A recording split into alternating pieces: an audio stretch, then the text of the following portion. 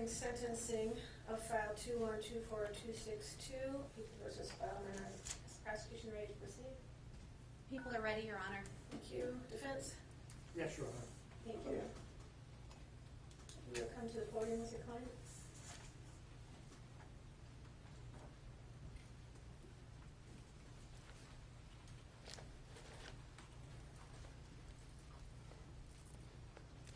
Mr. Bowman, you're here for sentencing today. Have you discussed the sentencing with your attorneys? I have. And have you reviewed the pre-sentence report? I have. Thank you. Mr. Catalino, are you speaking or is Ms. Insinius? I am, Your Honor. Mr. Catalino, do you have any objections to the scoring? To the scoring order. Ms. Cook, any objections to the scoring? None, Your Honor. Ms. Cook, do you have any additions, corrections, deletions? We do not have any additions, corrections, or deletions in this matter, Your Honor. Recommendation? Yes, Your Honor.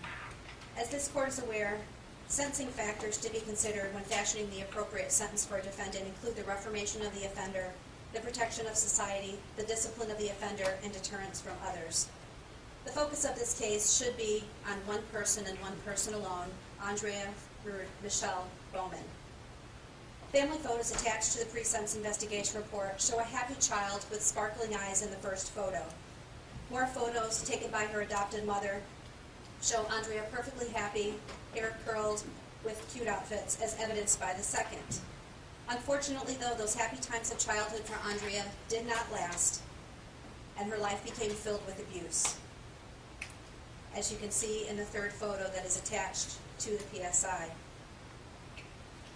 To understand this murder, you truly need to understand what was happening to Andrea at her home. At 14 years old, she had the courage to disclose that her adopted father, Dennis Bowman, had been sexually abusing her. When she disclosed this information to her family, her mother did not believe her. She was forced with the consequence of potentially being removed from her home and sent to foster care, something that she did not want to see happen, and she eventually recanted that abuse. To the best of our knowledge, that recantation came just a few short months before her murder. On March 11, 1989, Andrea, at just 14 years old, again had found the courage to pack what little she could carry and plan to run away. Before she could leave her home, the defendant came home and confronted her. She stood up to him, saying she was leaving, saying he was abusing her. And by his own admission, the last thing Dennis Bowman said to her was, "No, you are not." And then he killed Andrea, silencing her permanently. The defendant gives numerous accounts of what happened in the next steps.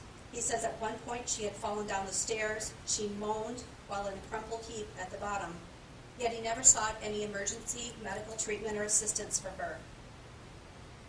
He then hid her body in the garage, brazenly calling the police, but not before he burned her coat and her bag. But he called the police to his home to report she was a runaway and that she had stolen money from him. He continued to give multiple versions of what he had said and did next. In one version, he tells his wife that he buried Andrea in her favorite sweater with flowers near a cemetery. He didn't want his wife to see him as the monster he truly was. He tells investigators he put Andrea in a barrel and put her out near the road, quote, with the rest of the trash. But when faced with extradition to Virginia for another matter, he finally confessed that Andrea was indeed buried in his own backyard. He further confessed that he tried to dismember her body with a machete, but that didn't work, so he switched to an axe to put her into a barrel. Her remains were found in 4 separate bags inside of that barrel, and a bag of garbage was placed over the top of Andrea. Andrea was in that burial site for 30 years, unable to tell anyone what truly had happened to her. The defendant took her life and hid her body to save his own, so he could live a normal life with his wife and his biological daughter. For 33 years, the defendant has controlled this story. His version of the narrative has been filled with lies and manipulation. He made numerous statements to law enforcement, stating, "You don't kill family," and he told the writer of the PSI, "You don't hit women." Yet that's exactly what he did in this case to Andrea. which begs the question whether he truly ever saw her as family or not. Over the years, people would continue to search for her, and the police would continue to look for answers. Mr. Bowman said he wanted to scream and call them all idiots because he knew she was dead. He said a prison psychologist once told him the only way to keep a secret was to keep it to yourself, and that's what he selfishly did for more than 30 years. No amount of reformation of this defendant is available to make any change that would be significant. But society does indeed need protection from this man, a violent offender who left behind a trail of abuse. The sentence here must be proportionate to the horrific crime committed to both deter others and serve as punishment. In this case, Andrea lost not only her voice, but her life. She lost her potential and was given only a series of nevers. She would never go to prom or graduate high school. She would never go to college or find a career that she loved. She would never get married, never have children.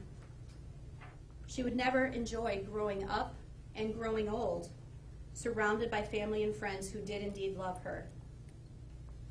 The sentencing guidelines in 1989, or even now for that matter, cannot accurately calculate the seriousness of this offense or the extremely violent nature of what Mr. Bowman did.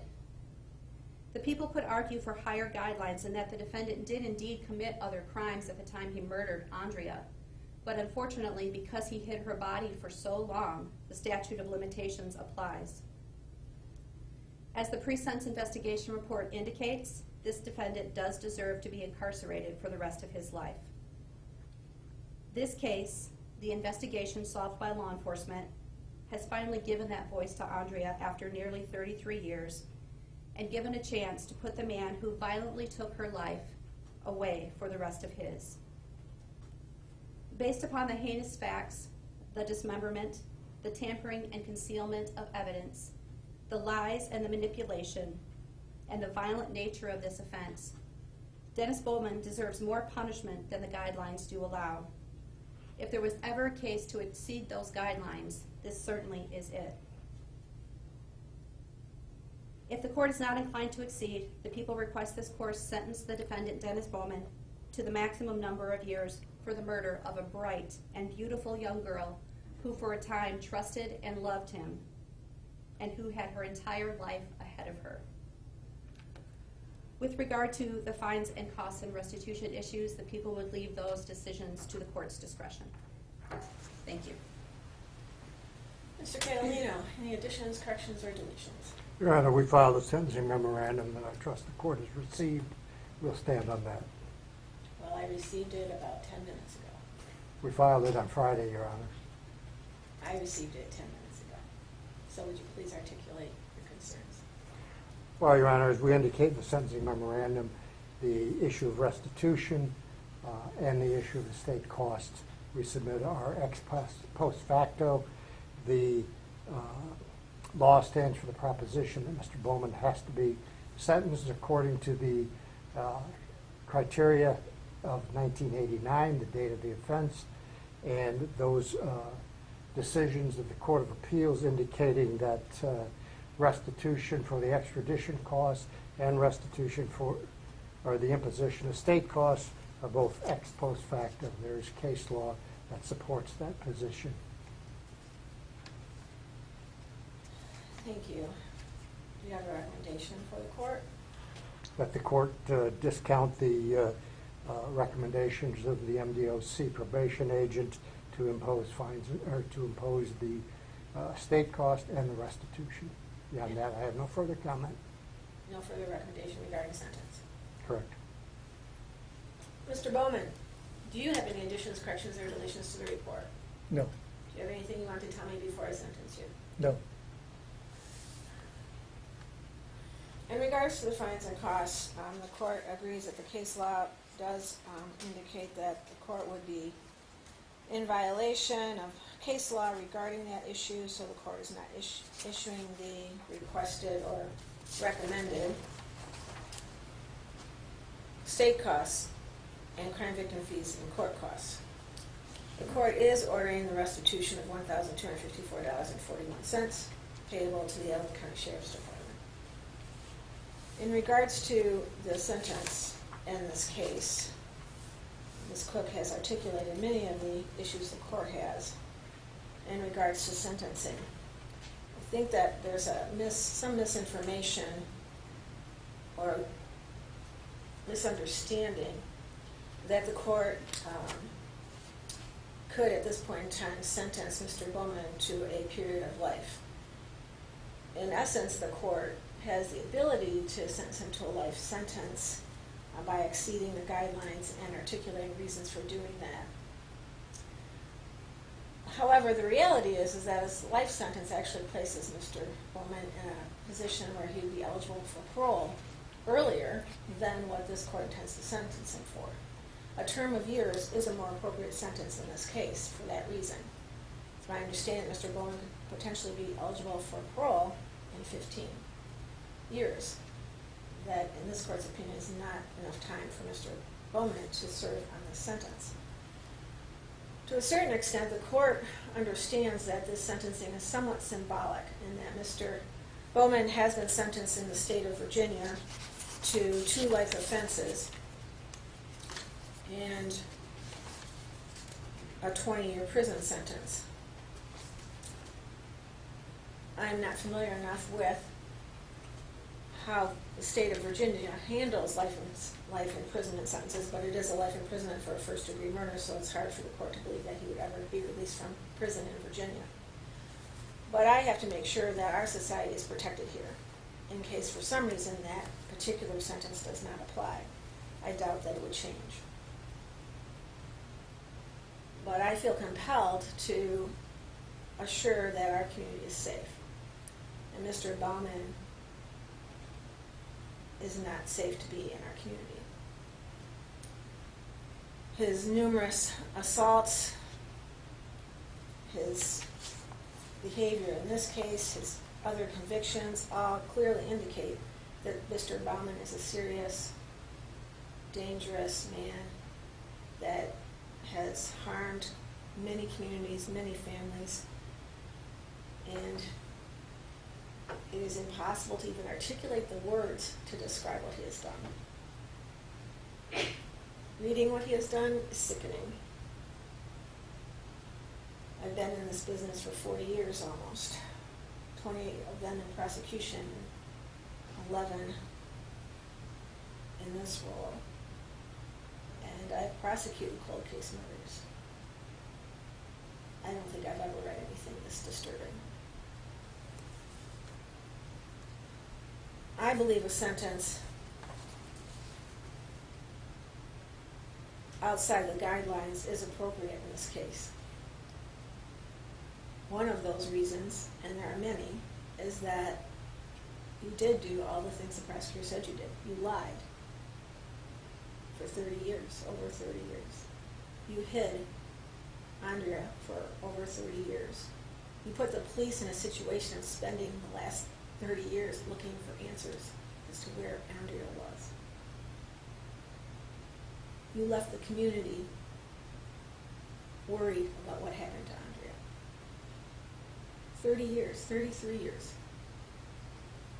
that you've been out enjoying your life, committing more crimes. That in and of itself, in this court's opinion, is a reason to go outside the guidelines. The additional behavior that's so disturbing that you would chop her body up with an axe and keep it close to you. I'm not sure what that means. But you didn't get rid of the body completely. You kept it close. Andrea's body in parts where you could see it, where she was buried every day. It's bizarre. I believe that going outside the guidelines based on the numerous factors of 33 years of lying to her mother, to her sister, to our community, justifies going outside the guidelines. The court also has to consider the extent of going outside the guidelines and justify the departure in regards to the number of years. You're 72 years old. I believe a sentence guideline that keeps you away from our community of a minimum of 35 years to 50 years is more appropriate in this case, and that is this court's order. You have 30 days of credit, and the restitution is already articulated. Is there anything further from either party? Yes, Your Honor. People have a dismissal with regard to the original count. We have a copy of that for the defense as well as the written appellate rights. May I approach? Yes.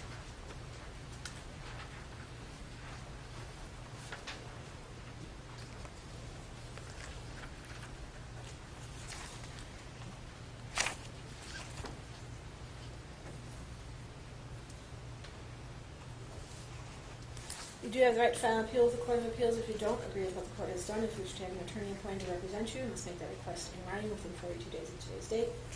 And I believe you've received the appellate rights. Is that correct, Mr. McCallum? I would acknowledge on the record that we've received the rights, yes. All right, thank you. Anything further? No, Your Honor. Thank you. We are dismissed on this file. Thank you. Thank you, Your Honor. Court will take a short recess.